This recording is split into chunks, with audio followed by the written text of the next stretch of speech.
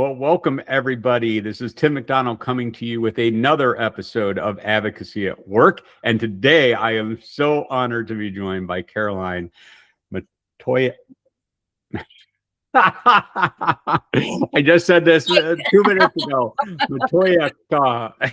I'm like, I'm getting it wrong, but I'm like, I always butcher it. But that's the best way to start a podcast. Or I know, and I like keeping it real too. So keep it real. I love you, Tim. Motycka.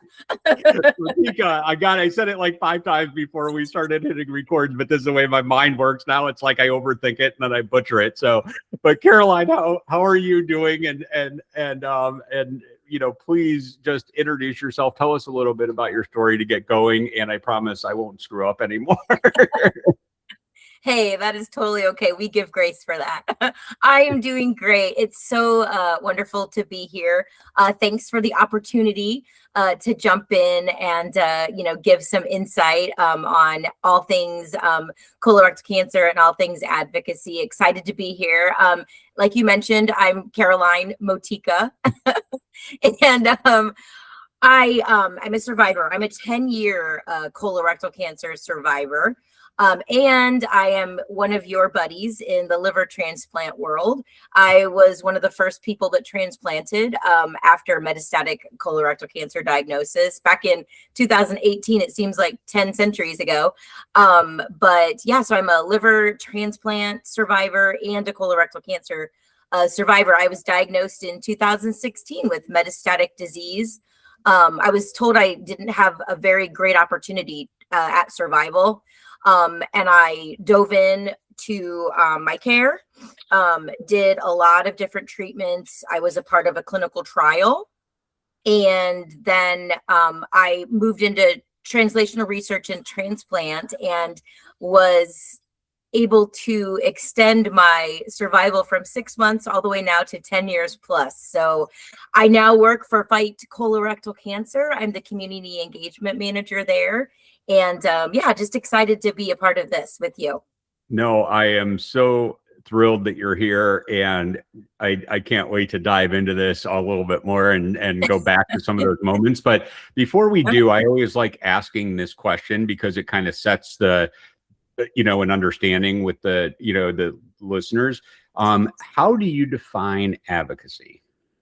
That's a big question. I think advocacy starts with your personal self, so you start advocating by learning how to use your voice in your own healthcare. I mean, not just healthcare, but across the board and in your life, you learn how to use your voice and advocate for yourself, advocate for, better opportunities, better experiences, and to create change. And I think then, I guess advocacy transitions. And I think you discover that advocacy continues by learning how to tell your story and learning how to take your experience, I think, and create change for everyone, and make things better across, systems change, policy change, healthcare treatment change. And so I think advocacy happens when we kind of do both of those things, and it sure can be powerful.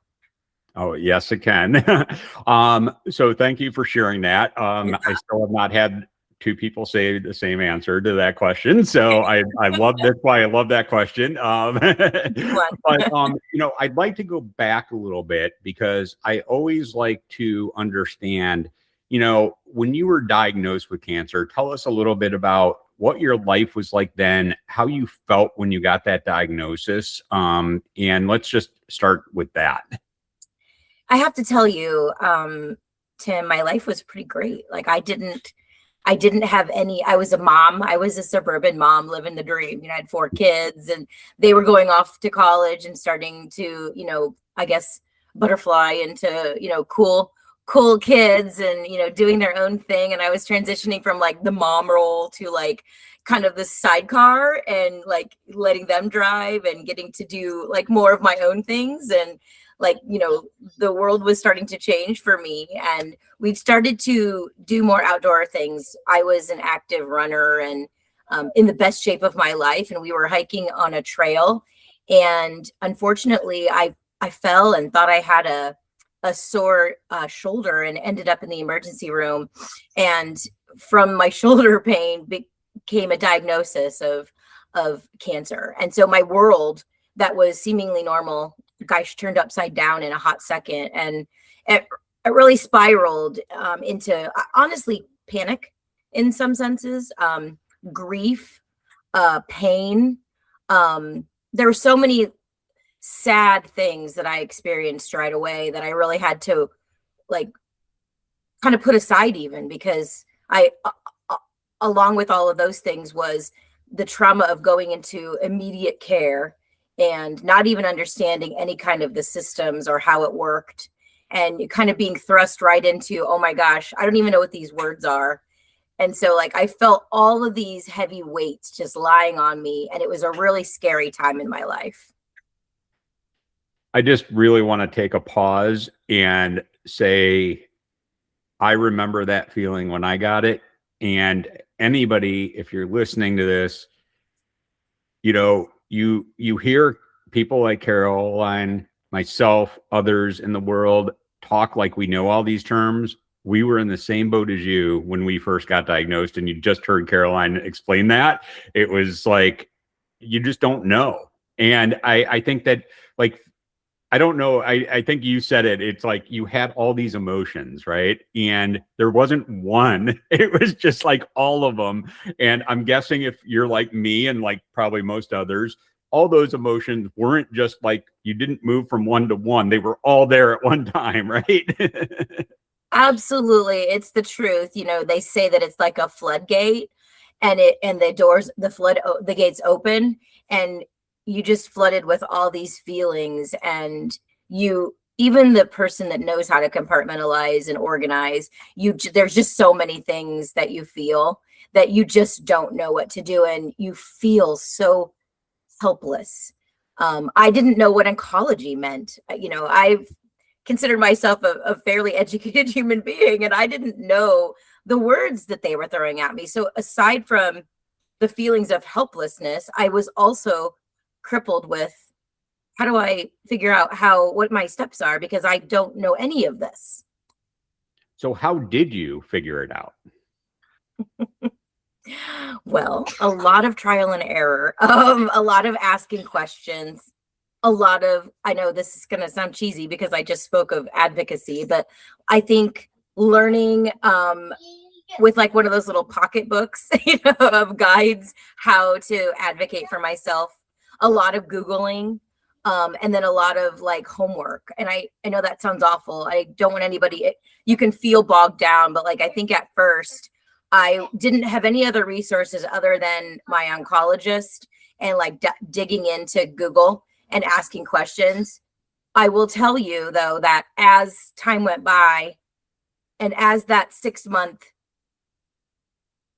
sentence, I call it a sentence all the time because they told me I had 6 months to live. And as that time progressed, I realized that I needed help doing this. I couldn't do it all alone. And no one in my world understood what oncology or cancer looked like or meant. And no one that was my age or that was like me had cancer, and I didn't have anyone to relate to. And so along with Googling all the words and all the medical things, I started Googling community, and I found Colon Talks, which was a part of the old organization, Colon Club. And I delve into all the chats that were there, and I learned so much from community.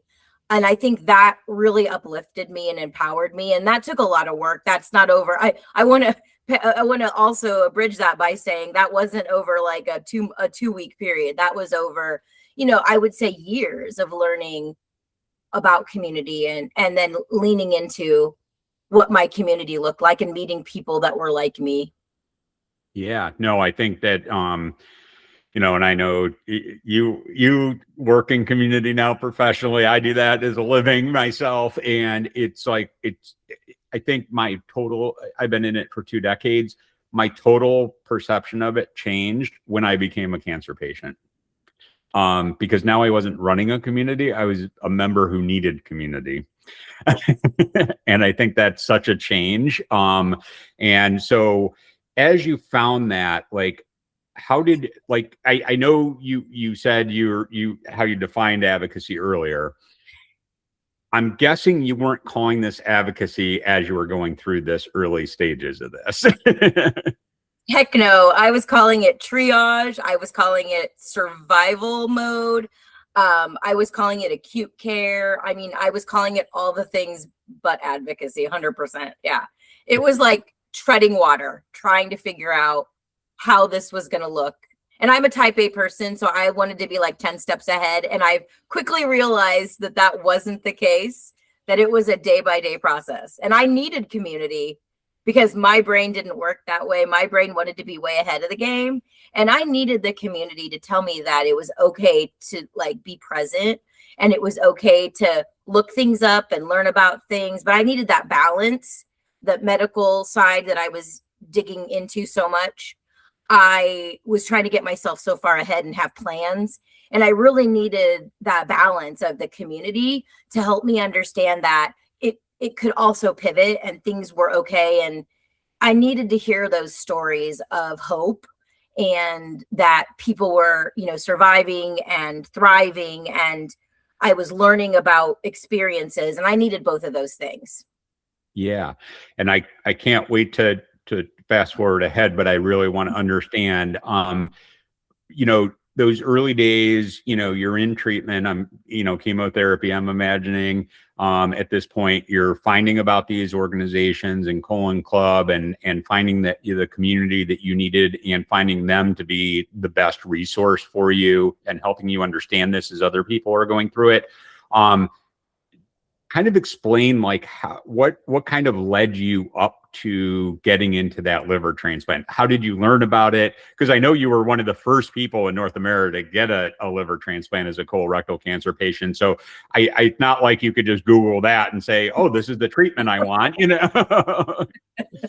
This is what I want. This is what I'm going to get. Now, I'll tell you a funny story. When I first went to the Cleveland Clinic, which is where I treated and received my care.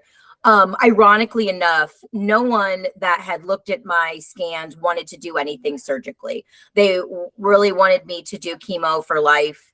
There wasn't a lot of surgical approaches that we could take, and my liver was just too covered. I had a very large tumor in the ball of my hepatic arc. They called it a ball in a tree, and it just was inoperable. And I went to Cleveland, and my sister, she's a nurse practitioner, she went with me. And we jokingly, we were in the office, and we were, really trying to find hope in a hopeless space that we were feeling. And we were joking that, like, if all these things, Cleveland gave us hope that maybe they could do a surgical approach. And that was our first glimmer of maybe there is an opportunity outside of just chemo. And my sister jokingly said, well, if all this doesn't work, we'll just give her a liver transplant, right? And we laugh because that was 3 years before it even happened. And that wasn't even a consideration. And we just kind of put it in the universe. And so I always tell my sister, thank heaven she spoke those words to the universe, because I'll tell you, it wasn't that easy to get there. And we really didn't have any idea. It was just an opportunity. I had went through 12 rounds of chemo. I had a HAI pump inserted through a clinical trial with 15 people. At that point, it was a dosage trial for FUDR, and ended up overdosing my liver, which caused acute liver failure. And I tell you, a lot of that time in my life is very gray.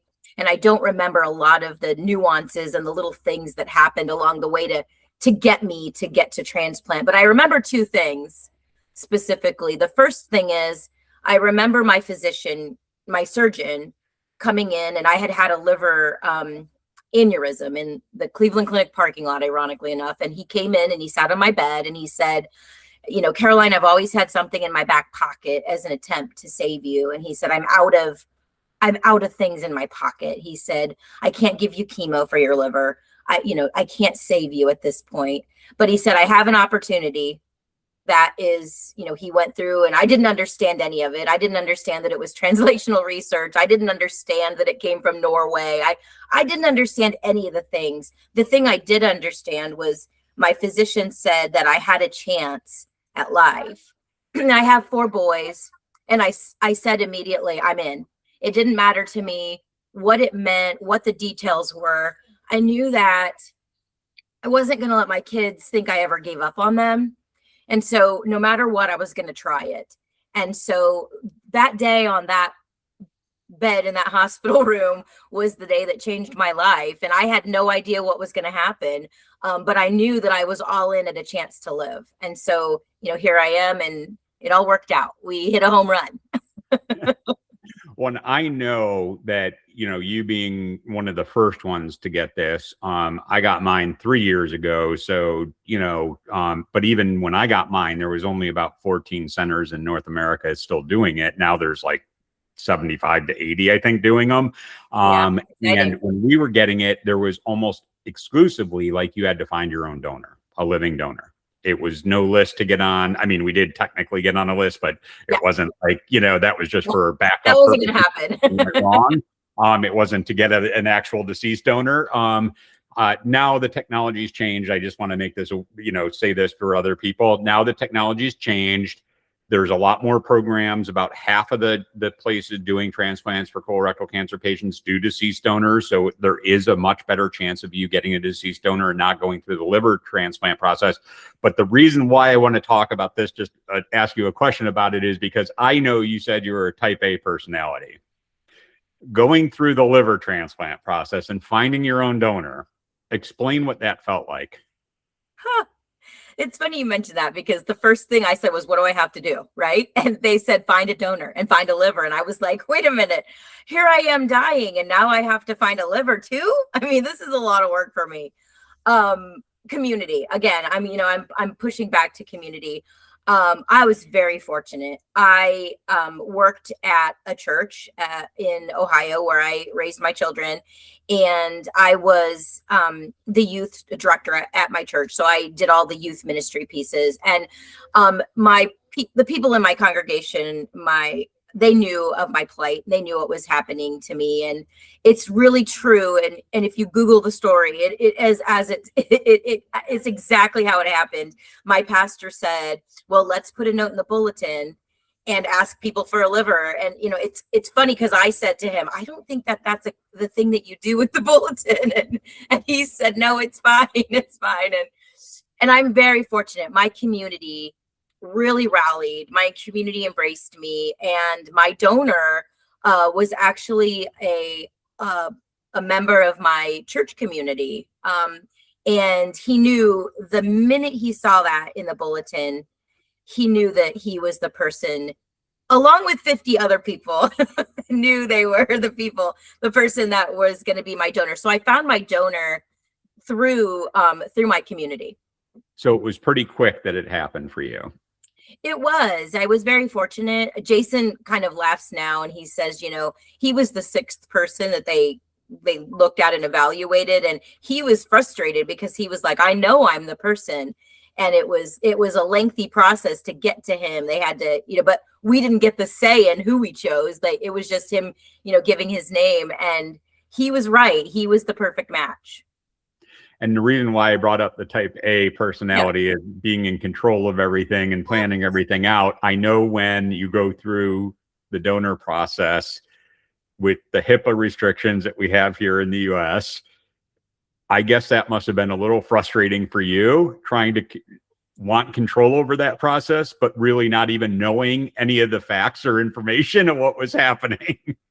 I can't tell you how hard that was. On top of all the trauma that my family and were going through, we had to really just lean into trust and lean into hope and lean into just knowing that this was going to be okay no matter what happened, that we were trying our best. And I say that without, I say that really, I guess, I kind of sort of flippantly. I don't want people to think that wasn't a hard job, because that is extremely hard work to really get your especially when you're type A, to get your brain wrapped around, okay, I've got to let this, like, I got to give this to someone else, right? And trust that they're going to make the best decisions for me. And I had to advocate for myself in that space and say, okay, Caroline can do this much. I can control these things, and everything else I'm going to have to allow other people to trust and count on their knowledge. And that's extremely hard, and it takes a lot of work.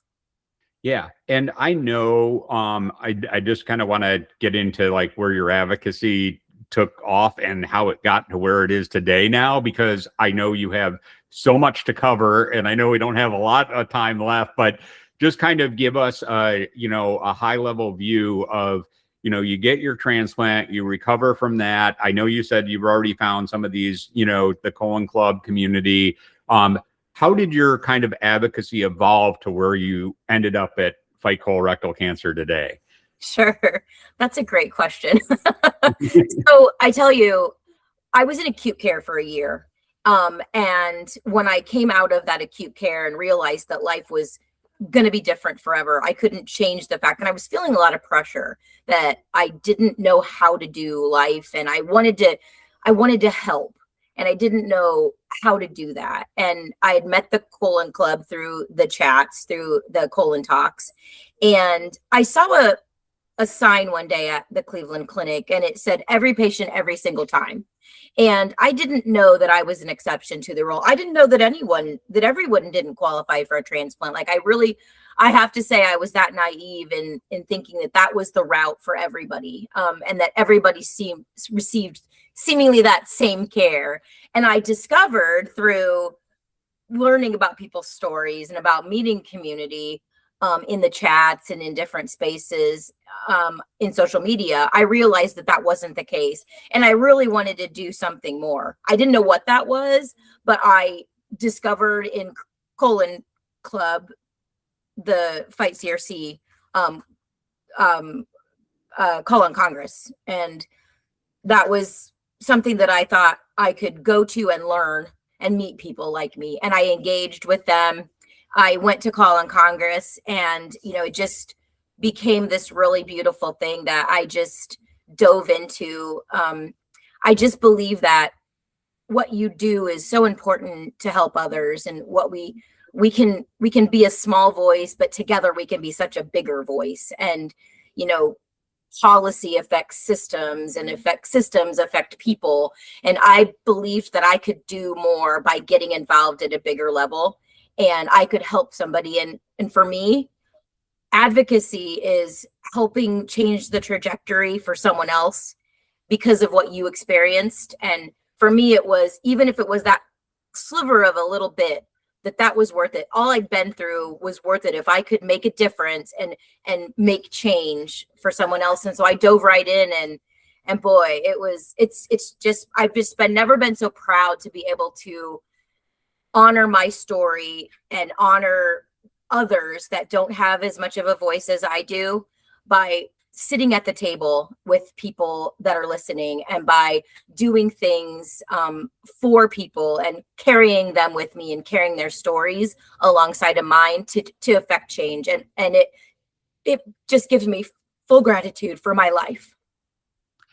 And so amazing. And I got to tell you, I really feel the same way. It's like, this is almost like healing for me doing advocacy work. And I know we were talking about survivorship before we started recording, and just the mental toll as well as the physical side effects that are lingering from the chemo that we were on, just how healing I think advocacy is, and I just wish I can express that to more people, that like, yes, it's not easy, but it does really help, I think, ourselves move through this survivorship, Yeah. I think what we talked about earlier is so important, advocacy and being a part of opportunities to share your story and to promote wellness for other people has this really healing ability on my own story. It's softened the load for me. It's made me feel like I've been able to contribute and to others and meet others. And,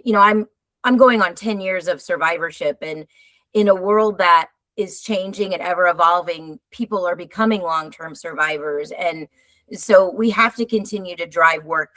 As you mentioned, I have neuropathy in my hands that I didn't have 8 years ago. And so like being able to be a part of community and relationships has such a healing and comforting, has helped my, it's really helped all of those pieces. Just being able to talk to people that understand, ornately. You don't have to, we can talk about butts, we can talk about our feelings.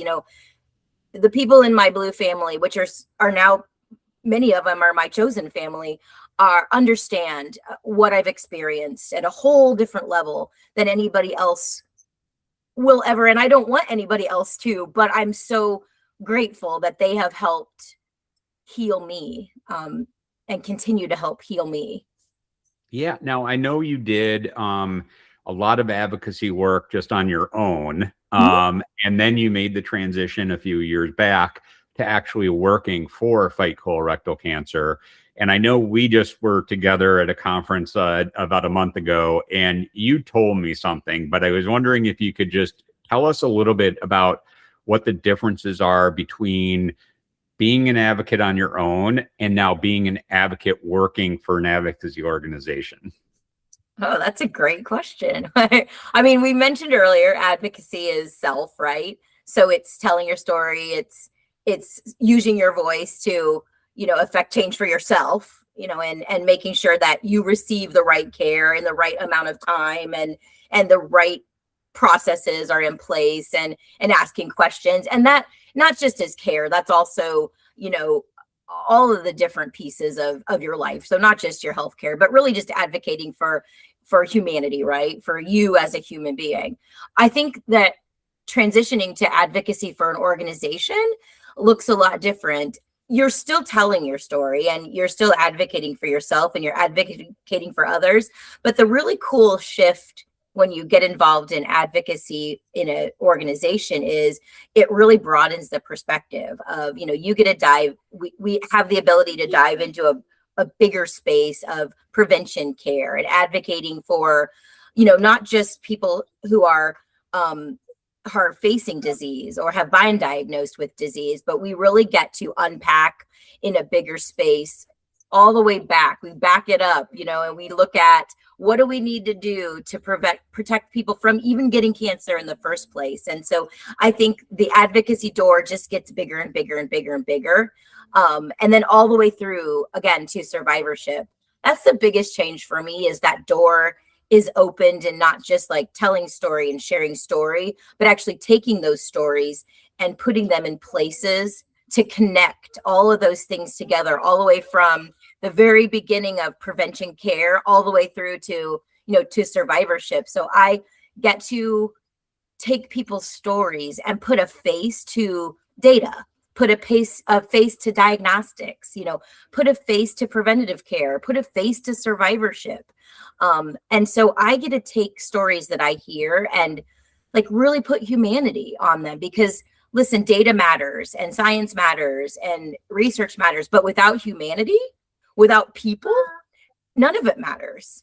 And, I think I've told you this 1,000 times, that if we don't have people, none of the work that we do matters. And so it just fills my cup so full that I get to meet people in my work and put those faces on stories to really be impactful. And for me, that's what being part of an advocacy organization is different from like telling my own story.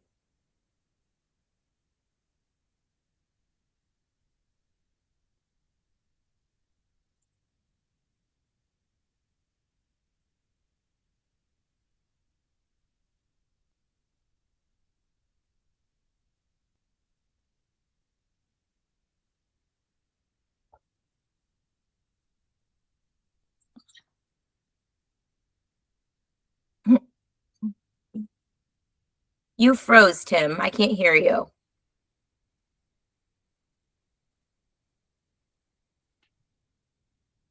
There, you're back. Can you hear me?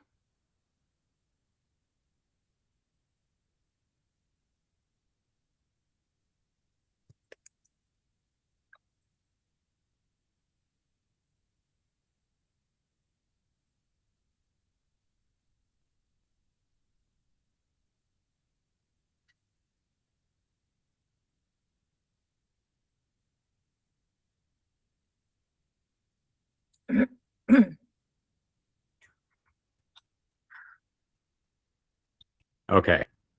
Oh, I Can you just hear me? texted you. I'm sorry. Did that all get cut No, off? It was I so think that good. was my computer. I think that was my computer doing that. So, I don't know if you even heard me because I did get the last part of what you were saying. And Okay, no, I didn't. I hope that was I think, okay. Shoot. no, no, it was perfect. So I will cut. I will edit that. I'm But sorry. um, so my question was, I know when we talked a little bit when we were in Tampa, you were explaining some of the differences and uniquenesses between being your own advocate and working for an advocacy organization, some of the things that it limits that you need to be concerned with, but also like how your lens of looking at things is. And I know you explained some of the opportunities that come, but maybe you can kind of touch on that really briefly. And I love the phrase that you use. It's like kind of the difference between it being a member of a church and running the church. It's so true, right? Like I'm lucky enough to be both of those things, right? I'm a member, but then I also work for the church. And so, yeah, I mean, you play a different role. You definitely learn that we are better together and that our voices can be assimilated so well together. And so it's less about it becomes this shift in that, we continue to you continue to tell your story. But also you shift into really engaging in together and like learning to connect people through shared stories, through shared experiences. And boy, I love meeting new people. I love learning about stories because then I can figure out how to connect them just like I was connected. So it's like a whole what's that, a circle of life, if you will. I started out being feeling helpless and feeling hopeless, and then now with my work I get to not tell my story as much, but I still have my story there. But I get to hear people's stories now who are sitting in the place where I was back, 10 years ago. And I get to learn how to connect them and figure out where they need to have support. And I get to lean in on our community and being together. So that's kind of the mind shift, I think, of working, being a part of the church and working for the church is, boy, it is so much togetherness. And it really has been a full circle for me, and that I really am so proud that now I get to give hope in a place where I felt hope and know that it makes a difference. I love it. Let's take a break from these questions and have some Oh fun boy. questions now. Oh. These are just for like, they're pretty simple, but what is your favorite color? My favorite color is red. I'm a Buckeye. Go Buckeyes. Red, it'll never change. And what is your favorite band or musician? Oh, there's so many. I'm like a little jukebox. My favorite band, probably like it's on like the fence. Like I'm a big Gaga fan. I went to Gaga in concert with Tony Bennett, and I love, I love big band, but also Coldplay. But I love all like genres. But Coldplay, Lady Gaga, I'm kind of in there somewhere. All right. And then what is a place you've always wanted to visit but never have? Oh my gosh, I am desperate to go to Fiji, Bali, like all the beach places. I actually just recently have bought a house in Florida, so I'm back and forth between the Northeast and Florida. And there are so many beaches. I have a full-on list of the places that I want to go see, and then I'm going to continue my journeys, hopefully someday soon across the great ocean. It's funny because my wife and I have always wanted to go to Thailand, and Yes. our friends went to Bali, and we were like thinking of that. And our daughter has been over Oh, there, and she lives here in the Tampa area too. And she goes, Mom, why do you want to travel halfway around the world to go to a beach if that's all you're going to do is sit on the beach? You I got don't beautiful care. beaches right here. um, so, and the final question is, what Okay. is one thing that most people do not know about you? Oh gosh, there's so many. One thing that people don't know about me is, oh, well, here's a trivia thing, sort of one thing people don't know about me. I can say all the presidents of the United States in order. Wow. Impressive. You can DM me later, and if you really want to know them, and I'll put it on my Facebook or something. It's true. I learned them in 3rd grade, and I can still say them. Even through chemo, I still have them. Oh, I'm amazed. It's funny though, I can recall more things that I knew before, but like my wife can ask me to go up and get something, and I'll come upstairs and come back down and I don't get it because I forgot and did something else while I was up here and forgot about it. So now I just have one final question for you, and this is getting back more into our advocacy work. But if money, time, and institutional gatekeeping were all off the table, what would you build or change first? In cancer care? Well, in your advocacy work, yeah, anything that you want. If money was off the table, if policy was off the table, I would build in prevention care, and all of the ICD codes and all of the funding and all of the stuff that comes with creating the preventative care. Because truly, if we can screen people for colorectal cancer, we can prevent the disease. And so if all money was off, everything was off the table, that's where I would go, because that's going to save lives, is by screening, by diagnosis, early detection, and getting those polyps out. So that's hands down preventative care. I love it. And you are so right on that. So Caroline, thank you so much for being a guest on Advocacy at Work. How can people get in touch with you and learn more about what you are doing? Sure. I'm on social media. So, Facebook, Instagram, Twitter, X a little bit. You can find me there. And then for work, you can find me at fightcrc.org. If you want to visit our website, we've got a great chat bot. And you can also email me at caroline@fightcrc.org. And that's my personal email. Happy to connect you to our community.